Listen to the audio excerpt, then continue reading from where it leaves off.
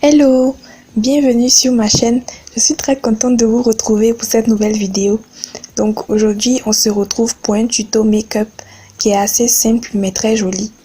Donc je commence sur un visage propre et sec. J'hydrate mon visage et mes lèvres avant de commencer. Il est très important de commencer sur un visage qui est propre et hydraté.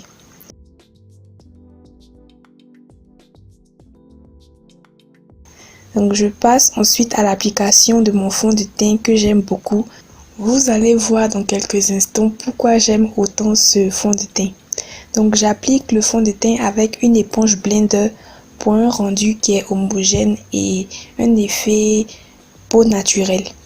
Comme vous pouvez le voir, la couvrance est très bien et il n'y a pas cet effet fantôme, cet effet cakey, et puis ça laisse quand même transparaître la lumière de ma peau. Donc l'effet lumineux de ma peau se voit quand même à travers le fond de teint. Donc je passe ensuite au remplissage de mes sourcils. Je nettoie le contour de mes sourcils avec le concealer et j'applique aussi le concealer autour de mes yeux pour préparer mes paupières à recevoir les fards à paupières.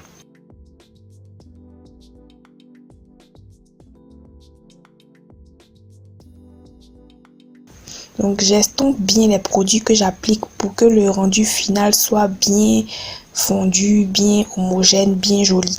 Aujourd'hui, je vais utiliser cette palette Spice Edition de chez Rimmel. Donc c'est une palette que je trouve très jolie. J'applique cette couleur un peu chaude comme couleur de transition dans mon creux de paupière.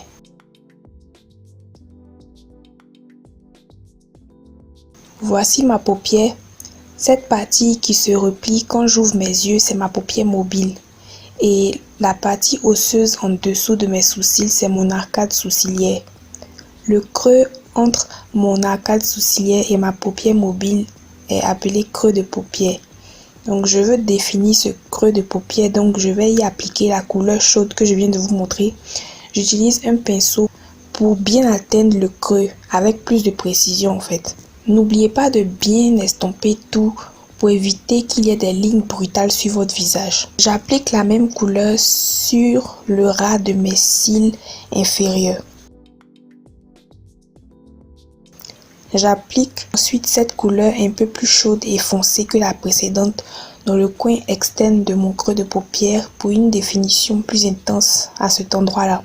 Une fois que le creux de paupière est bien défini, je viens éliminer mon regard avec cette couleur claire sur ma paupière mobile. Je concentre la couleur dans la partie intérieure de ma paupière. Je l'applique au doigt pour une pigmentation plus intense. Je prends la couleur précédente pour estomper les bords de la couleur que je viens de mettre. Les fards avec des paillettes ont tendance à refléter la lumière, donc je vais prendre ce fard là un peu pailleté, doré et éclairer le coin interne de mes yeux et aussi l'arcade sourcilière.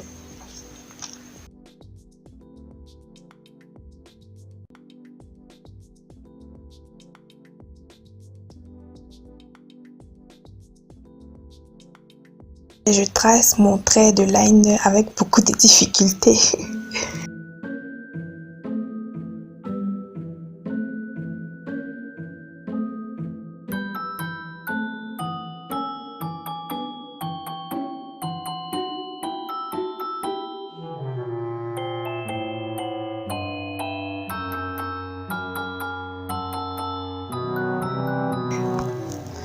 Donc une fois que j'ai réussi à tracer un trait de liner assez potable, je passe au highlight. Donc j'applique de l'anti-cerne clair sur toutes les zones que je veux éclairer. Donc c'est en dessous de mes yeux, sur mon nez, un peu sur mon front, sur mon menton.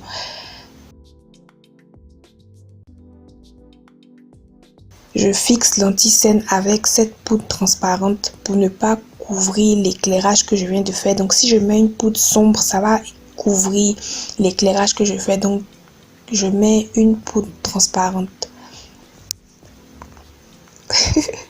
Cette poudre est très volatile et elle n'a pas du tout bon goût. C'est pour ça que j'ai cette tête-là.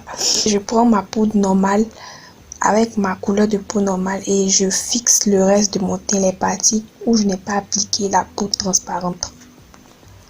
Donc je localise les parties de mon visage où la lumière se reflète naturellement et j'applique de l'highlighter à ces endroits-là pour un maquillage plus glowy, plus lumineux.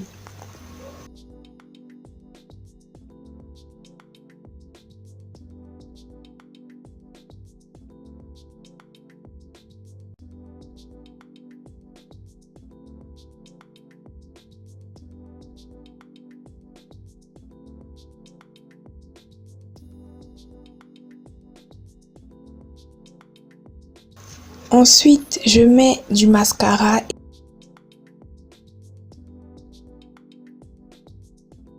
et du rouge à lèvres.